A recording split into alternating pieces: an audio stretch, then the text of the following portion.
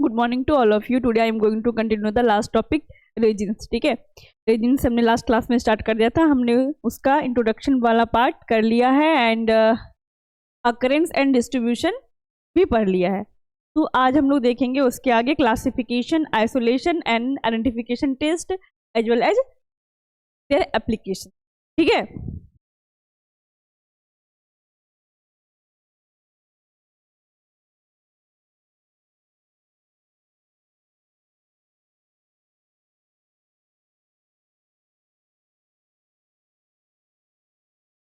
हम लोग देखेंगे क्लासिफिकेशन ऑफ रेजिन्स। रेजिन को किस किस कैटेगरी में डिवाइड किया गया है। ठीक है, depending upon the type of the constituent of the resin they are further classified as first is the acid resin. ठीक है, एसिड के बेसिस पे इसको क्लासिफाई किया गया है एसिड रेजिन को। दूसरा हमारा स्टर रेजिन, स्टर के बेसिस पे क्लासिफाई किया गया है, अलग अलग किया गया है। एंड थर्ड वन क्या है हमारा रेजिन अल्कोहल। उसके बाद आता है हमारा रेजिन कॉम्बिनेशंस। ठीक है, इतने पार्ट्स में इसको बांटा गया है। तो सबसे पहले हम लोग देखेंगे एसिड रेजिन्स होता क्या है। ठीक, this type of resin consist of acid. और ऐसे रेजिन्स को रखेंगे एसिड में जो एसिड रेजिन में जो एसिड को कंटेन कर रहा हो। ठीक है, नाम से क्लियर है, एसिड रेजिन मतलब जिस रेजिन के पास एसिड हो। ठीक है, तो फॉर एग्जाम्पल देखेंगे इसका कोलोफोनी एबेटिक एसिड पाया जाएगा। कोपेबा में देखेंगे कोपेविक एंड ऑक्सीकोपेविक एसिड पाया जाएगा। मायर में देखेंगे कॉम्पीफोरिक एसिड पाया जाएगा। सिलेक में देखेंगे हम लोग, सिलेक में एल्यूरिटिक एसिड पाया जाएगा। तो सारे में एसिड प्रेजेंट है। ठीक है, तो एसिड के जिस रेजिन्स में एसिड प्रेजेंट रहेगा उसको हम लोग एसिड रेजिन बोलेंगे और उसको हम एक साथ रख लेंगे एक क्लास में। दूसरा हमारा है ester resin. This type of resin consist of ester. पहला वाला किस पे था, एसिड के बेसिस पे था। दूसरा किस पे बेसिस पे अलग किया गया, इसको स्टर के बेसिस पे किया गया है। फॉर एग्जांपल बेंजोइन, बेंजोइन में क्या पा जाएगा कोनिफेराइल बेंजोएट स्टर। ठीक है, और ओएट वाला स्टर होता है जिसके लास्ट में ओएट लगा हो। ठीक है, एंड स्टोरेक्स सिनामाइल सिनामेट 8 ओएट। ठीक है, किसको दर्शाता है स्टर को। तो इस स्टर वाले रेजिन्स को स्टर क्लास में रख देंगे। ठीक है, अब हमारा है resins alcohols. They contains are the complex alcohol of high molecular weight. ये जो होगा कॉम्प्लेक्स अल्कोहल के साथ क्या होगा, इसमें हाई मॉलिक्यूलर वेट होगा। They are either found in free state or as esters, या तो स्टर के फॉर्म में रहेगा या फिर ये फ्री स्टेट में पाया जाएगा। ठीक है, for example balsam of Peru, क्या हो जाएगा इसका पेरू रेजिनो टेनॉल। ठीक है, पेरू रेजिनो टेनॉल हो जाएगा। ये अल्कोहल्स ओल OL होता है ना अल्कोहल में, OH का हम लोग ओल पढ़ते हैं। ठीक है, दूसरा हमारा गुर्जन बाल्सम, ये क्या हो जाएगा गुर्जू रिजनॉल एंड वाइकम रेजिन्स का हो जाएगा वाइक रेजिनॉल। सब में OL लगा रहेगा। ठीक, तो अल्कोहल के बेसिस पे इसको क्लासिफाई किया गया। अब हमारा रेजिन कॉम्बिनेशन, पहला हमारा ओलियो रेजिन। ओलियो रेजिन में resin in homogeneous mixture with volatile oil. ये किसका मिक्सचर होगा, homogeneous mixture with volatile oil के साथ इसका मिक्सचर होगा, इसको क्या बोलेंगे ओलियो रेजिन्स। ठीक है, for example capsicum, turmeric, ginger and copaiba. दूसरा है गम रेजिन। गम रेजिन क्या होता है, resin in homogeneous mixture with gum. इसका क्या अटैच रहेगा, क्या मिलावट रहेगा, गम। ठीक है, ऐसे रेजिन्स को हम लोग किस में रखेंगे, गम रेजिन में रखेंगे। फॉर एग्जांपल होगा अमोनियकम ओलियोगम रेजिन, रेजिन इन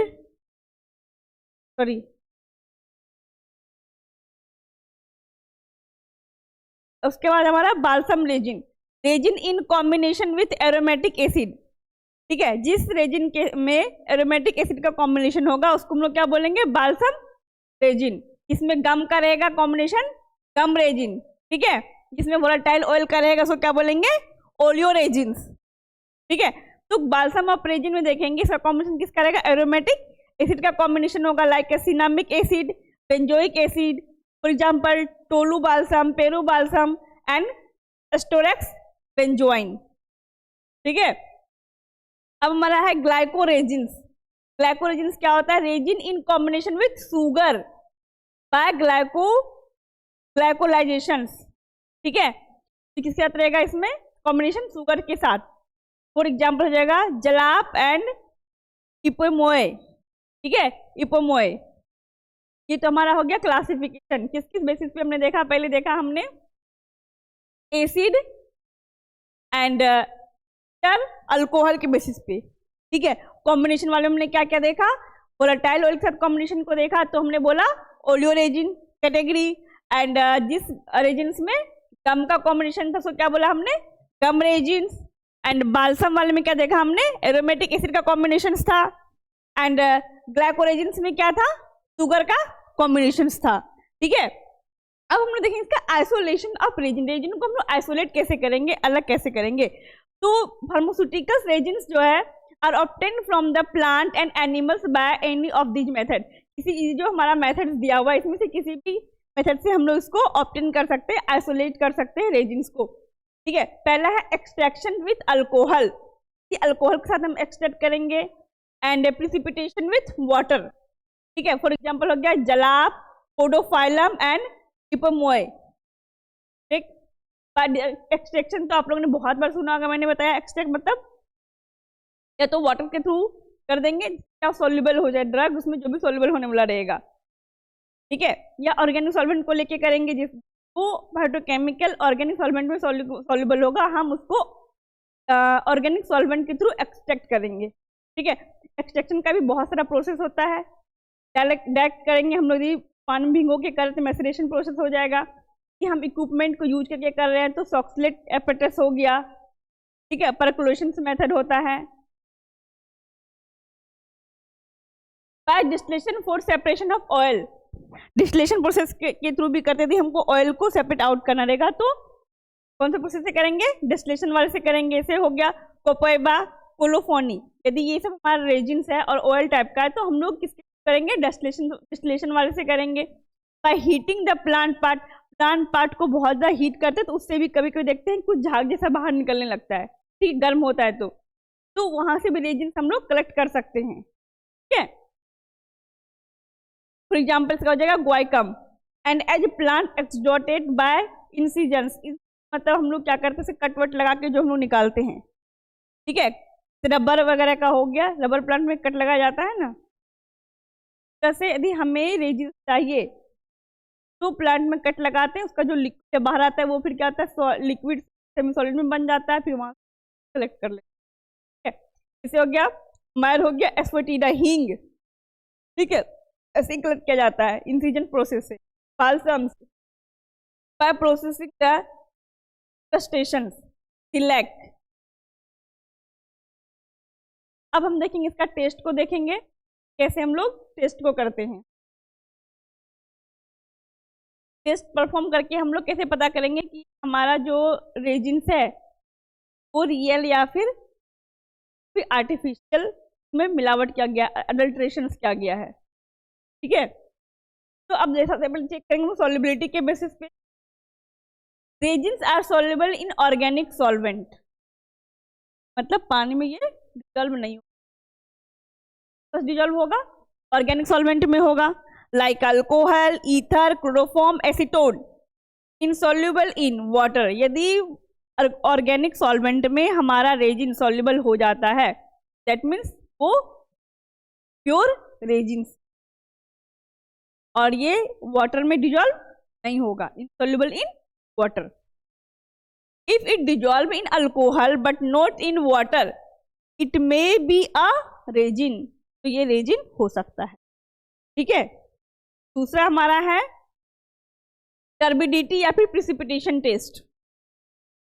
ठीक, dissolve the sample in alcohol, alcohol में हम लेंगे सैंपल जो हमें बोला जाएगा कि ये रेजिन्स है, उसको हम लोग अल्कोहल में डालेंगे। अल्कोहल में डालने से यदि टर्बिडिटी आ जाता है, मतलब क्लॉडिनेस टाइप का जाता है हमारा लिक्विड, ठीक है, धुंधला दिखने लगता है, वो भी क्या दिख शो करता है, ये सैंपल हमारा है वो रेजिन का सैंपल है, ठीक है। अल्कोहल मतलब क्या करना है, इसमें वाटर को ऐड करना है स्लोली स्लोली, ठीक है, dissolve the sample in alcohol, उसका क्या करेंगे हम उसमें वाटर को धीरे धीरे ऐड करेंगे, उसके बाद हम लोग क्या देखेंगे क्लॉडी नेचर का हमारा जो है दिख रहा है कि नहीं सॉल्यूशन पूरा, ठीक है। A white cloudy precipitate turbidity appear because the resins are water insoluble, वो दिखने लगेगा इनसॉल्युबल, ये क्लॉडी नेचर क्योंकि वाटर को ऐड करने से क्या हो जाएगा वो सॉल्युबल नहीं होगा, इसकी वजह से क्या होगा क्लॉडी नेचर दिखने लगेगा, ठीक है, धुंधला धुंधला सा दिखने लगेगा हमारा जो सॉल्यूशंस होगा। दैट मीन्स उसमें क्या है जो सैंपल हमने लिया है वो क्या है रेजिन्स का सैंपल्स है, ठीक है। अब हमारा third one is the acetone solubility test, acid dissolve in completely acetone, acid जो है कंप्लीटली डिजॉल्व होता है किसमें एसीटोन में, ठीक है, क्योंकि ये क्या है ऑर्गेनिक सॉल्वेंट है, ठीक। If the powder drug dissolve in acetone resin present, यदि पाउडर ड्रग हमारा रहेगा रेजिन वाला वो एसीटोन में डालने से क्या होगा पूरी तरीके से डिजॉल्व हो जाएगा, यदि एसीटोन में पूरी तरीके से डिजॉल्व हो जा रहा है दैट मीन्स जो हमारा सैंपल है वो रेजिन, ठीक है, उसमें रेजिन प्रेजेंट है। Fourth is the heat test, heat is a small amount of resin on a spatula, हमें क्या करना स्पैचुला लेना चम्मच लेना उसमें क्या करना है स्मॉल अमाउंट रेजिन का रख लेना, ठीक है। Resin soften melt and give a characteristic aromatic, यदि वो जल रहा है कि मेल्ट हो रहा है सॉरी मेल्ट होगा सॉफ्ट होगा और एक स्मेल देगा एरोमेटिक स्मेल देगा, तो इससे भी लोग समूह पता लगा सकते हैं कि रेजिन से, ठीक है। Fifth is the ferric chloride test FeCl3, dissolve resin extract in alcohol, resin extract को क्या करेंगे डिजॉल्व करेंगे अल्कोहल में एंड ऐड करेंगे न्यूट्रल FeCl3 सॉल्यूशंस को, ए डार्क ब्राउन और greenish colour indicate the phenolic resin, यदि डिजॉल्व करने के बाद अल्कोहल में हमने क्या किया सैंपल को लिया, ठीक है, डिजॉल्व कर दिया रेजिन एक्सट्रैक्ट को, उसके बाद हमने क्या ऐड किया neutral FeCl3 ferric chloride solutions को। अब हम लोग देखेंगे यदि डार्क ब्राउन कलर हमारा आ रहा है सैंपल सॉल्यूशंस का या फिर ग्रीनिश कलर आ रहा है सॉल्यूशन का, तो क्या इंडिकेट कर रहा है रेजिन प्रेजेंट है, कौन सा रेजिन फिनोलिक रेजिन, ठीक है। 6 is the copper acetate test, mix resin extract with copper acetate solution, resin extract को लेना है उसको किस साथ मिलाना है कॉपर एसिटेट के सॉल्यूशन के साथ उसको कर देना है, उसके बाद यदि ग्रीन या फिर ब्लू ग्रीन कलर डेवलप हो रहा है तो क्या इंडिकेट कर रहा है वो उसमें रेजिन प्रेजेंट है, ठीक है। सोडियम हाइड्रोक्साइड टेस्ट देखेंगे, dissolve resin in alcohol, alcohol में रेजिन क्या होता है डिजॉल्व होता है, ठीक है ना। के बाद ऐड क्या करेंगे उसमें NOH सॉल्यूशन को ऐड करेंगे सोडियम हाइड्रोक्साइड को, formation of a soap like layer, यदि सोप लाइक लेयर दिखेगा तो क्या इंडिकेट कर रहा है प्रेजेंस ऑफ रेजिन एसिड, ठीक है। अब हमारा है 8 है tanning test, resin often leave a sticky और glossy stain on paper, section में पढ़ाया था वो स्टिकी होता है ग्लॉसी होता है, ठीक है। रेजिन छोड़ता है कैसा स्टिकी या फिर ग्लॉसी स्टेन छोड़ता है किसी पेपर के ऊपर, press the sample on to paper, sticky patches यदि प्रेजेंट है तो वो क्या है रेजिन है, तो पेपर को लेना है ये बोलेगा कि इसमें रेजिन है, ठीक है, उसको लेना है पेपर पे डालना है उसको प्रेस करना है, ठीक, यदि वो चिपचिपा थोड़ा रहता है कोई मार्क छोड़ता है दैट मीन्स वो। अब है हमारा एप्लीकेशंस, कहाँ कहाँ इसका रेजिन्स,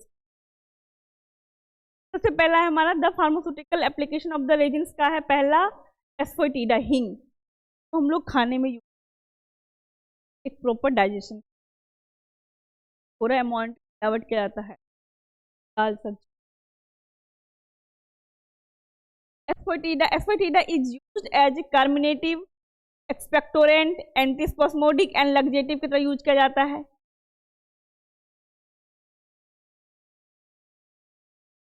लग्जेटिव तरह का ड्रग हम लोग लेते हैं, ठीक है। पेट में यदि दर्द हो रहा है, मसल्स क्रैम्प हो रहा है, स्पास्मोडिक में लेते हैं हम लोग।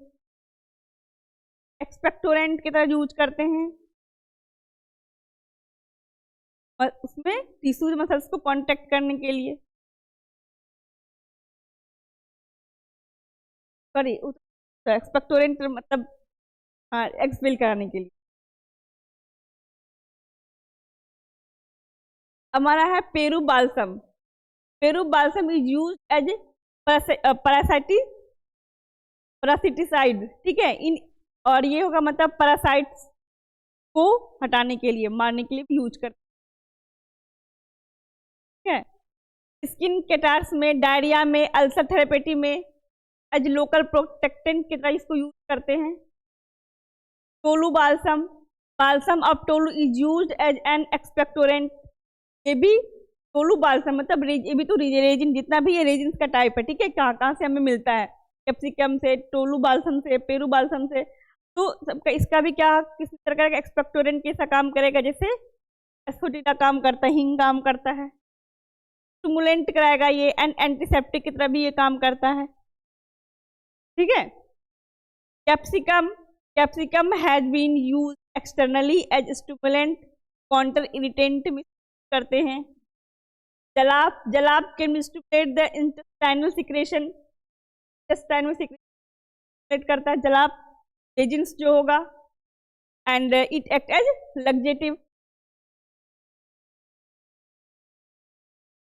इपिमोई का देखेंगे, ipomoea resins strong cathartic, cathartic trace को यूज करते हैं, ये अपने सब इनऑर्गेनिक केमिस्ट्री पढ़ा है। पोडोफाइलम, पोडोफाइलम रेजिन्स और पोडोफाइलिन सोज साइटोटॉक्सिक एक्टिविटी को दिखाता है, ये टाइम पे हम लोग लेते हैं पोडोफाइलम रेजिन्स को। कैनाबीज की बात करें तो cannabis resin is tonic, sedative, analgesic, stomachic and antispasmodic, anti anxiety, anti convulsant, antitussive and narcotic की जैसा यूज किया जाता है, जो इस निकाला जाता है कैनाबीज, भांग जिसको बोलते हैं, ठीक है। तो जो हम लोग रेजिन्स निकालते हैं वो इतने सारे में काम आता है, बहुत सारा मेडिसिनल प्रॉपर्टी पाया जाता है भांग के पास। अब हमारा है मायर, देखिए myrrh is used as carminative and incense and perfumes की तरह इसको यूज करते हैं। इसेंस एंड परफ्यूम के साथ, सॉरी इसेंस एंड परफ्यूम के साथ इसको यूज करते हैं मायर रेजिन्स को। जिंजर को देखें कहाँ यूज करते हैं, ginger described in dyspepsia, flatulent colic and vomiting पास में इसको यूज करते हैं। कोलोफोनिक रेजिन्स को देखें हम कहाँ का यूज करेंगे, colophony is use as stiffening agent in ointment, ointment में इसको ऐड कर किया जाता है, अधेसिव होता है ये, plasters and as diuretic in veterinary medicine, veterinary medicine में भी इसको यूज किया जाता है कोलोफेनी रेजिन्स को। तो आपका आज ये चैप्टर इन हो गया, हम लोग नेक्स्ट क्लास में नेक्स्ट चैप्टर स्टार्ट करेंगे, ठीक है।